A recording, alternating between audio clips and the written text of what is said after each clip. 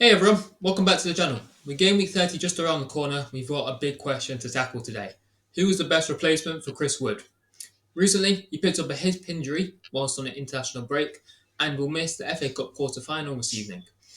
Given there's quick turnaround and they haven't had a scan yet, he's very likely to miss Man United at home in game week 30.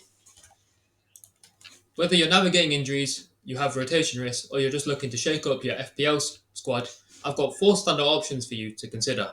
We'll break down their fixtures, form, and value. Plus, I'll tell you who I think is the ultimate pick. Stick around to the end for that. But without further ado, let's get into some FPL essentials.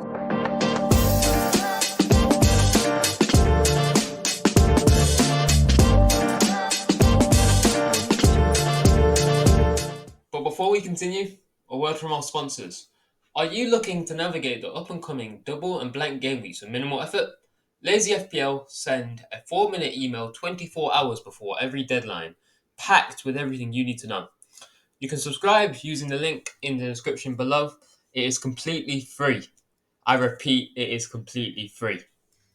First up, we have Alexander Isak, who has a double game week 32 where he plays United and Palace, which are both home games. This week, however, he has a home game against Brentford and then away to Leicester next week. In game week 31 and that double in 32, he is a standout captaincy option, making him a must-have no matter what. If you have the budget for him, you definitely get him. If you don't have the budget for him, you need to find a way to get him. And potentially one of the most important thing is the current state of the club, because they are currently off the back of a League Cup win. They're not playing in the FA Cup, so you have that advantage of he's getting a nice rest until Brentford, unlike some other teams such as Forest, Bournemouth, City, Brighton, Villa. And Newcastle will now have that morale to keep on going, to try and get Champions League football.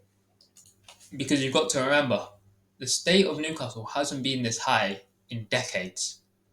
Tons of decades, multiples of decades. So winning that League Cup is going to do a world of good for them. And with their next 3 to 4 fixtures, I think they can blow all opponents out of the water, except for Crystal Palace, which I think will be a harder game for them. Next up, let's talk about Jean-Philippe Mateta of Crystal Palace. He's got Southampton away in game week 30, followed by Brighton at home, followed by the double game week 32, with the other team with double game week, featuring Man City and Newcastle, both away from home. Now, don't let the fixture difficulty scare you off, especially the fact that there are 3 away games in the next 4.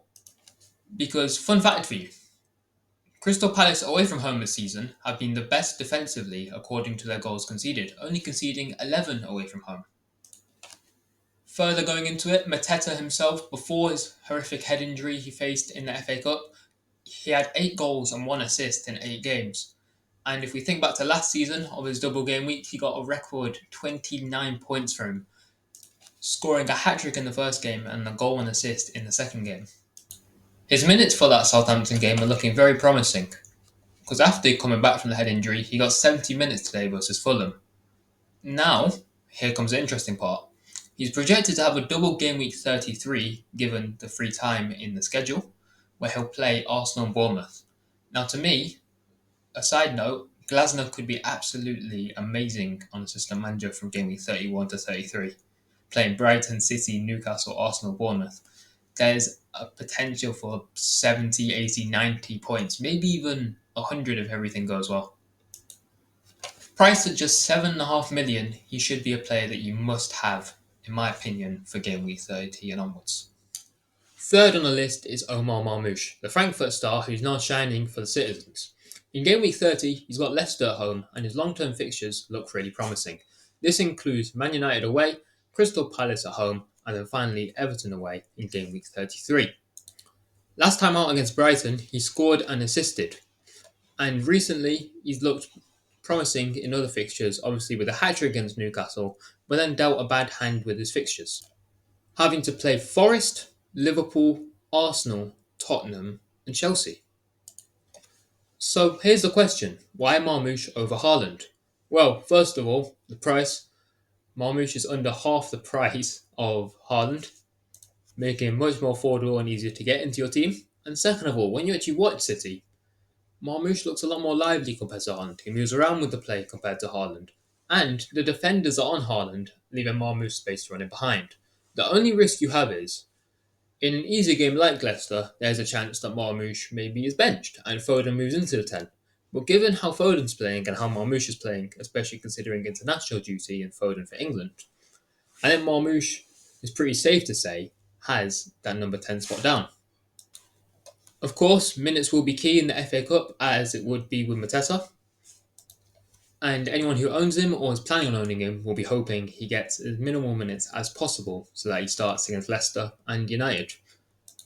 Honestly, he's a brilliant 1 or 2 week punt even if you're not sold on him long term. So what if you need a cheaper pick? Well, don't worry, because I've got you covered with that too. We have Evan Olsen from Bournemouth. He's got Ipswich at home in game week 30 and a really good other short-term fixture with West Ham away in game week 31. However, he does have Fulham and Crystal Palace home and away in game weeks 32 and 33, making him more of a short-term pick, but over the course of the season, still a good pick. Since he returned from injury, he got a goal in the FA Cup, a goal against Tottenham, and put up some good numbers against Brentford. The other games, he was a bit less involved, but you could still see there was promise with how good of an asset he can be. The most important thing is the price point. Given there's not many forwards, with most of them dropping like flies to injury or being rotating options, Evan Olsen is the best budget-friendly pick. And it is by far, I think the only one who does come close to him is GW30 Brighton, mainly because of that Leicester fixture in game week 32. But then again, GW30, a rotation pick because of Welbeck and Jorginho Ruta. It is once again worth reiterating, Bournemouth do play City in the FA Cup, so we'll see how his minutes are managed. The other person who can play striker is Dango Ouattara. I do actually think Dango will play tomorrow, leading to him being benched in game week 30 against Ipswich, but I do see Evan Olsen starting striker against Ipswich because of the way Bournemouth play. So now let's answer the question, who is the best Chris Wood replacement for game week 30 and onwards? If we're talking unlimited budget, I'm going with Alexander Isak, hands down. He's the premium pick, the best captaincy option for game week 31 and double game week 32, riding off high off that League Cup win, and just looks unstoppable right now. But if your budget's slightly tighter, to the extent you can't afford Isak, Mateta is your next best thing. Playing like a premium with his form at the price of 7.5 million, he's got penalty duties and he has a double game week potential and potential for another double game week. Both Marmoush and Evan Olsen are also great options. I'd take Marmoush over Evan Olsen unless, of course, your budget doesn't allow for it. Marmoush over the next two does look really promising, and even now until the end of the season, if he can keep sustained minutes, I really do like the prospect of going for him, especially over a Haaland. So that's all from me. What do you think? Who is your best pick for Game Week 30 and beyond for Chris Wood replacements? Drop your thoughts in the comments below, and don't forget to like, subscribe, and hit that notification bell so that you never miss an upload from myself. Oh, and whilst I'm here, I'm going to remind you again to check out Lazy FPL at the link in the description for those clutch game week emails so you can navigate those doubles and blank effectively. It is a true game changer for me as I've used them for over 2 years now. Thank you for watching, and I'll see you in the next one. Take care.